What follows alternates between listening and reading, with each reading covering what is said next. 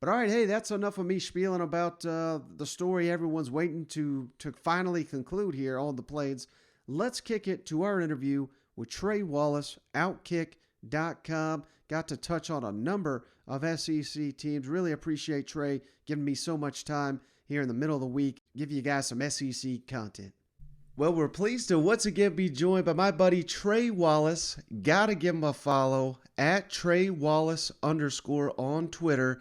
And of course, he covers the SEC for Outkick.com, one of the best sites on the planet for SEC football coverage. Trey, thanks for joining me. I really appreciate it. Absolutely. It's great to be on with you, brother. And it's never a dull moment in this conference, as we've noticed. Yeah, no doubt. And, one of the things that you've hit on here recently over at Outkick, of course, the topic everybody is currently discussing, Brian Harsin and what's going on there at Auburn. Can you believe that we've got to this point after just 1 year? And what do you make of all this drama on the Plains? It's weird. Again, like nothing surprises me in the SEC, but I would say, after I don't know, 12 months, 13 months in the conference that we're having a conversation about a school like Auburn that's most likely going to be looking for a new head coach for their football program. It's weird, man. It's something you don't think about when you take a job like that. You don't think the turnaround time might end up actually being only a year. It's become apparent to a lot of people that they don't think that Brian Harsin can do the job when it comes to recruiting, and also the job of being the head coach at Auburn, which it entails much more than just doing stuff on the field. I think that when you get into a situation where maybe you're not the pick from the power players around the program, but maybe you're the pick from the athletic director inside the program, and that's a risk you take. Michael, and this when you shut out the people that bring in the money or that give the money, and you want to make this pick on your own. You are taking a little bit of a risk, but you would think athletic departments around the country should do this a little bit more often. I think we're in a situation right now with Auburn where they looked at, and you start 6-2, Mm-hmm. but you look at where we stand right now, and everything's kind of taking a 180 from coordinators leaving to players leaving. Derek Mason taking a pay cut to go to Stillwater and get out of the SEC. Just a lot of stuff is built up to this point, man, and it's kind of shocking. But you know what? This conference, every day, like I said, there's nothing dull about it, and it is kind of weird that we're talking about it, but at the same time, you know what? It's Auburn, and down there, things are just run a little bit differently. Yeah, no doubt. And, having said that, I recently talked to my buddy Brian Stoltz. He covers Auburn for auburnsports.com. He is a personal friend with Hugh Freeze, and, so obviously he's a little biased there. But, I asked him if Hugh is offered this job, would he take it? He says 100%, no doubt. So what are your thoughts on that? And to your knowledge, would the SEC, would they even allow Auburn to make such an offer?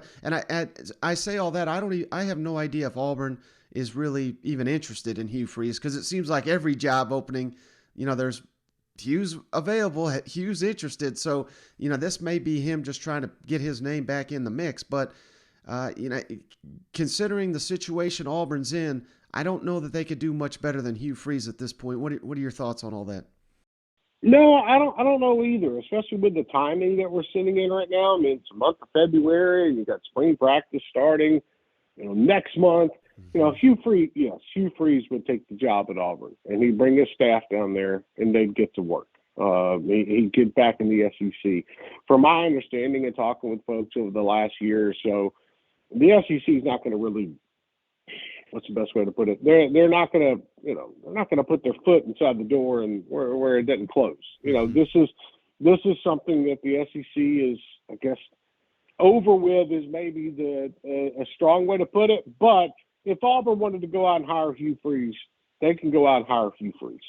Now, does that play out on the Plains? That's the interesting part of it. Another key thing here too is you have to remember, who are these guys that are going to be available? Who's gonna pick up and leave a team in February? To go coach in the Southeastern Conference. There's only a handful of names out there that I think would do that at the moment, and I think that Hugh Freeze is one of them. I think he would, look, honestly, he'd probably be a solid hire for Auburn. Keep his nose clean, do the right thing down there. You could turn that thing around. And, to me, it would be somewhat of like a better Gus Malzahn in a way. That's how I kind of look at Hugh Freeze. I don't think there's going to be any problems with that if they decide to go down that route, if they decide to fire Harshen and move in a different direction. But I do think Hugh Freeze gets back in the Southeastern Conference one day. It's just going to be about which team decides to pull the trigger first. And if Auburn waits around again, okay, are they going to be, looking back on it and thinking, oh, we should have done this back in February when we had a chance if Harshen was fired? Mm-hmm. Now, moving on from just the Auburn situation, I know a topic you've covered over at Outkick is, of course, NIL. And how about Jimbo Fisher, man? I mean, he came out guns a-blazing here on National Signing Day, really taking exception to all the speculation on how much the Aggies are paying and why they landed the number one class primarily because of NIL. He does not believe that to be the case. What's your thoughts on Jimbo, taking that strong a stance and why it certainly seems Nick Saban and Kirby Smart, who it's not like they stopped recruiting. I mean, they got outstanding classes of their own, but it certainly seems between those three, there's a little bit of a battle behind the scenes. And then we could throw in Lane Kiffin in the mix too, because he's made it quite clear that it seems like he's against these players making their decisions based purely on NIL. Here's the thing about Jimbo Fisher. I get when you land a historical recruiting class like he did. Mm-hmm. He's not going to look. He doesn't want to come out and say, "Yeah, NIL did everything for us." And I understand that. I get that. But, in talking with some folks about this around the conference and some assistant coaches, you got to start embracing this thing. It's not going anywhere. It's only going to get crazier. Right. And the fact that Jimbo Fisher wanted to make it out like NIL had nothing to do with all these top players coming to Texas A&M, like that's hogwash. Okay. I understand that you have to give praise to your assistant coaches and your recruiting staff, and you can do that. You can do that at the same time while saying, yes, NIL played a factor in some of the recruits we have, but guess what? It's going to be like this in the future. If Jimbo would have said something like that, like, hey, look, we've got the best NIL program in the country. We got the best coaching staff in the country. We play in College Station in front of over 100,000 people. Like, that's how you phrase it. You don't come out and phrase it and attack everybody for talking about NIL in your recruiting class. I mean, I've talked to people about some of the figures that Texas A&M players are getting down in College Station, and that's all fine and dandy because it's legal. You can do this now. I think his rant, his rant was more or less, in my opinion, too, a shot at Lane Kiffin for coming out the day earlier and talking about how some teams have 5 to 10 times more money than Ole Miss has when it comes to NIL. And, Lane Kiffin was agitated. He wanted to complain a little bit, but, I didn't see him complaining when Jackson Dart, ended up at Ole Miss, or, they land a tight end as well, or they land Zach Evans mm-hmm. as well, from the transfer portal. Like, I think there's a very, very big difference in how things are playing out, even at both schools. Georgia and Alabama, they're going to keep doing what they're doing. They're going to have, their NIL deals are just as good as, what's going on at Texas A&M. But the fact that Jimbo Fisher just wants to come out and slam anybody that says something about it and talks about, that $30 million class, and they got it from a guy named Sliced Bread.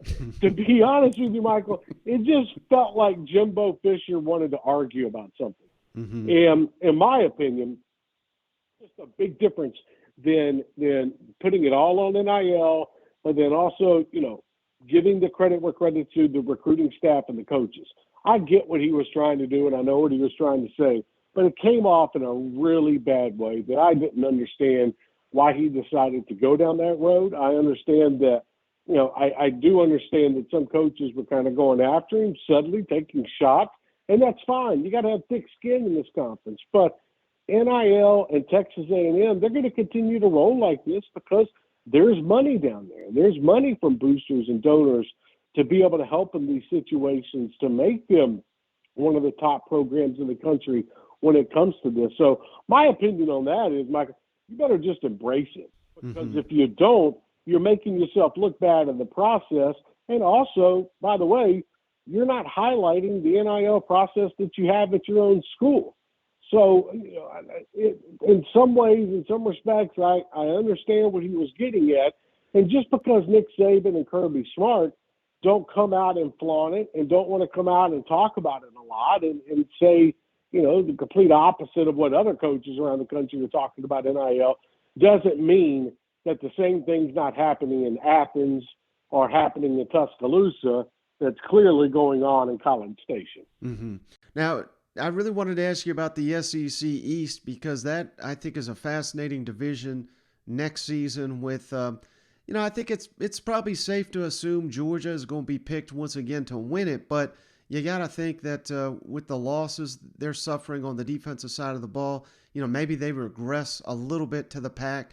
But when I'm thinking the most interesting aspect of this is Kentucky coming off a 10-win season, so many guys returning. Tennessee under Josh Heupel, the arrows pointed up. Same with Shane Beamer at South Carolina. And I'm not ready to write off Eli Drinkwitz. I know they were disappointing last season, but Missouri's got a lot to like about the future of that program. And then, of course, you got to throw in Billy Napier and everything he's doing down there in Florida. How interesting is it going to be next season to see how that division shakes out? Because I think you can make an argument for basically any of those teams in any order. I think it's going to be interesting when it comes to, like you kind of talked about a little bit, what kind of drop-off do we see in Georgia? I know that they have the talent, at that second-string spot, third-string spot, and they'll develop players. But I am interested to see what the defense looks like when you lose, a number of players. What does the offense look like? Let's look at the wide receiver room. Pickens is gone. Jermaine Burton's gone. I know they have their quarterback and Stetson Bennett. We'll see how long that lasts if we go through that again. In running backs, they'll fill in players. But I look at the rest of the Southeastern Conference and the Eastern Division, and I think that, look, we'll start off with Shane Beamer. I think Shane Beamer did a fantastic job in the transfer portal. I think he did a good job when it comes to recruiting and getting some pieces that he needs.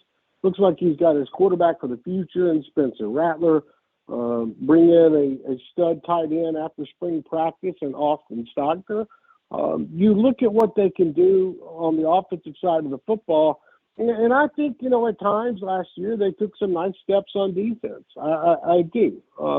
That's still a work in progress, in my opinion. But taking a look at what else that we've seen go on when it comes to the conference. So in the division, look at Tennessee. Tennessee brings back Hendon Hooker. The biggest thing about Tennessee, too, is you don't have to go into another offseason worrying about who your starting quarterback is. Mm-hmm. Like, I think that's, when's the last time you've been able to say that about Tennessee football, where there hasn't been a quarterback controversy coming off one season and heading into another?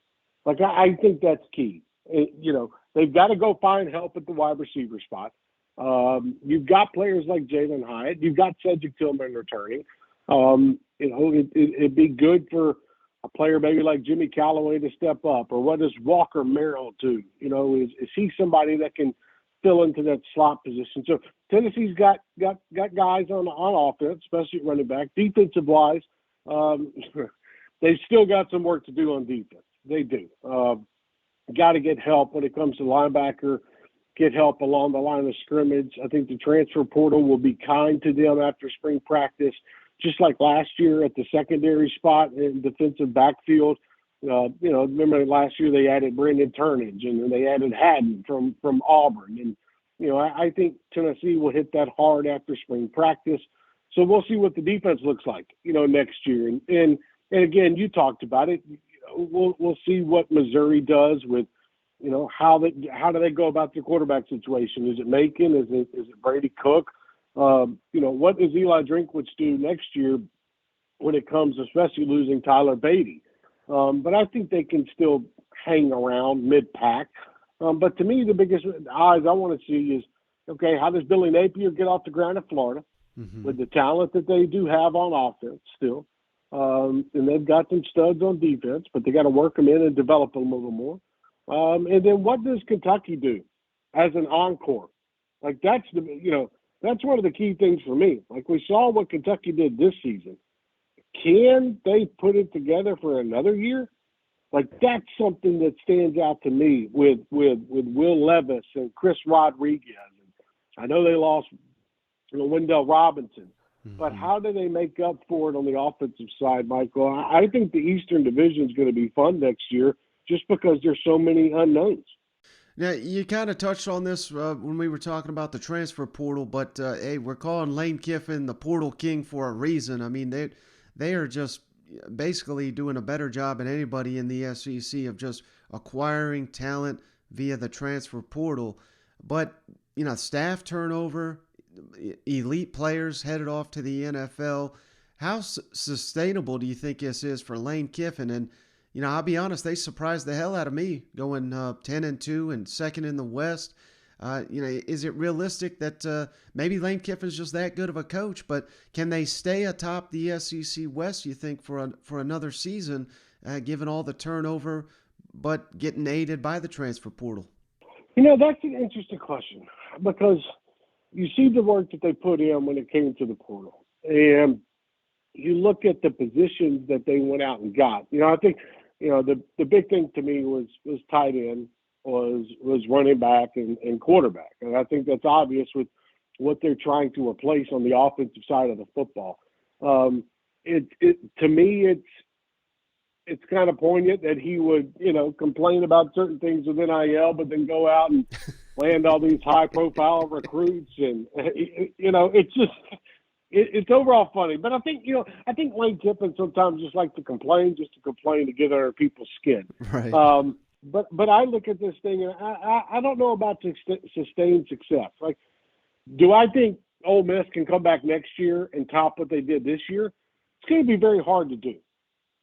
It really is. When you look at the way the division of the West lines up and the amount of wins that they had last year and breaking the school record, like it's going to be tough. Like I don't know if I see Ole Miss coming out winning 11 games next season. But you look at them and the way they can be competitive inside that division, especially with the offense. I thought the defense played pretty well this year. I thought they took steps at time in the right direction. But they're going to have to, you're going to have to bring in your talent. You have to get them up to speed, during spring practice and after during the summer and see if it all fits together. And if it does, Lane Kiffin's hoping that Jackson Dart come in and be that guy that they need for next season. And if they can get the production out of Zach Evans at running back and make him that Alvin Kamara type of player at Ole Miss, then I think that you will see some success. But I think overall right now, he's trying to keep up. And can he do the same thing this year as he did last year? It's going to be tough, but don't put anything, I guess, past Lane Kiffin. Now, how long do you think it'll be before Brian Kelly's got LSU turned into an SEC contender? Because, it's probably unfair to demand that year one, but he is such a good coach. I mean, they were saying when they hired him, he's got the best resume of any coach LSU's ever hired, and I think that's accurate to say. And the Tigers are never far from having the most talent in the SEC. How long do you think before the Tigers are ready to compete in the SEC under Brian Kelly? I still think it's going to be a minute. I think that, look, I think this team has talent on this roster to come out next season and be pretty darn competitive against some of the top teams. I do. Now, coming in and competing for a national championship in the first year, no, I think that LSU is going to have to fight for that and kind of build that back up in a sense. I think that they do have talent at running back. They do have talent, at the wide receiver position. But I don't want to call this like a huge rebuild. I don't. Because when you're the head coach in the state of Louisiana, you should be able to go pluck players out of that state without a problem. Mm-hmm. You know how it is in Louisiana. It's such a fertile ground for high school players, and the talent that comes out of that state, it should be handled, and it shouldn't be too terribly hard. Now, we've seen that go in different directions this season, especially in the last recruiting cycle. Can Brian Kelly make up for that now that he's there, and he's been there for a minute? Okay, get things going for the 23 class. But I think overall, when you look at next year, this quarterback questions, how does that play out on the field? What's it look like when it comes to, your defensive side of the ball, which at times last year, let's face it, they just looked bad, Michael. And that's where they've got work to do. So I like that staff that he's brought in, but I'm very interested in the culture fit in the Southeastern Conference, in Baton Rouge, how this is going to play out in the long run. And I want to see overall how this squad can come back from a season where there were so many disappointments. And can this program turn the page with the new head coach and do it in the first year? I think that's going to be difficult, but watch out second, third year as Brian Kelly starts getting some of his guys in.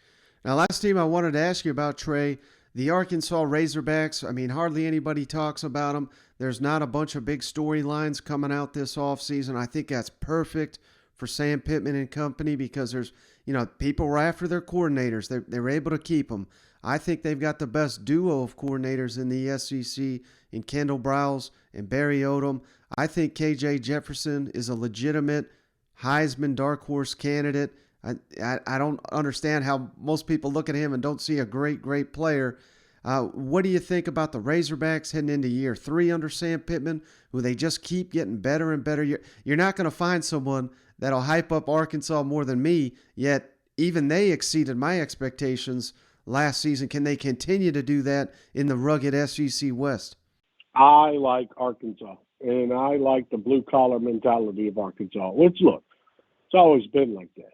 When you got a coordinator like Kendall Briles, you got a coordinator like Barry Odom taking care of the defense. I watched Arkansas a lot this year, and it was a fun team to watch. And that's rare to say about Arkansas. Because usually they're just gritty, in the dirt, run the football, going to get you on the line of scrimmage type of team. But KJ Jefferson, man, it was so much fun this year.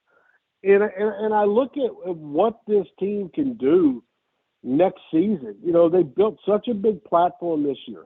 I think Sam Pittman deserved everything he got. In the way that they went out, in the way that they competed against teams, you're only taking a step further next year. I think this is a squad that, look, it's unfortunate, that Arkansas is in the West. I mean, with the teams you have to compete against every year in A&M and LSU and Alabama, some years Auburn, Ole Miss. But you look at what Arkansas was able to do this year, and you just have to think positive about them in 2022. Mm-hmm. Because especially if they can run the football along with KJ Jefferson, spread it out from a wide receiver standpoint. And what I like about Arkansas so much is they're versatile in their play calling. You're not getting the same thing every single play. You're not getting, the play action. You're not just getting a straight, inside zone. Kendall Briles, he blows it up every now and then. And they can beat you deep. They can beat you with their legs. And I think along the defensive line front and what they could do at linebacker, can they take that next step next season and be a solid unit where you're not having to, let's say, get in any kind of shootouts? Because they started the 2022 year so good. And it was fun to watch Arkansas football We all remember that Texas game Mm-hmm. and how that went, how much fun that was. And the way that they played during the year, they might have taken an L, but they never took a step back as a team as a whole. And I think that's one of the biggest things and compliments you can give Sam Pittman and how he's rallied the squad. So I look forward to watching Arkansas.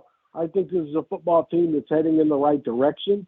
I like Sam Pittman. And the biggest thing to me in this day and age of college football, and I think you'll agree with this, sometimes if you come in and you think, okay, maybe this guy's not head coaching material, but what he does is he surrounds himself with a staff that can get everything else done, and one person can be the CEO. And I think that's what you're seeing out of Sam Pittman, where he's delegating, and he's doing a good job by not meddling in it, with the offensive side, or what Barry Odom is doing with the defensive side. They're letting them be their own coaches, and I think that's key for what Arkansas is trying to do and sustain success at that program, especially from the transfer portal and in recruiting. So I look forward to Arkansas. I don't know if they take a step back. I think they continue going in the right direction. Mm-hmm. All right, Trey, I really appreciate all your time. I love talking SEC football with you, and I can't thank you enough for joining me again. So everybody, you got to give Trey a follow at Trey Wallace _ on Twitter, and check out all the great work he does for Outkick.com. Thanks again, Trey. I owe you one. Hey, brother, I look forward to doing this down the road. Spring football, it's crazy enough it is, but it's almost here. We're getting closer day by day. So I look forward to doing it again, man. Thank you for having me. All right, so just want to say thanks again to Trey for hopping on the line. Again, give him a follow at Trey Wallace _ and you can find that in the show notes. Make it very, very easy for you to give Trey a follow and all the outstanding work he does over at Outkick.com. I hope SEC fans appreciated that one.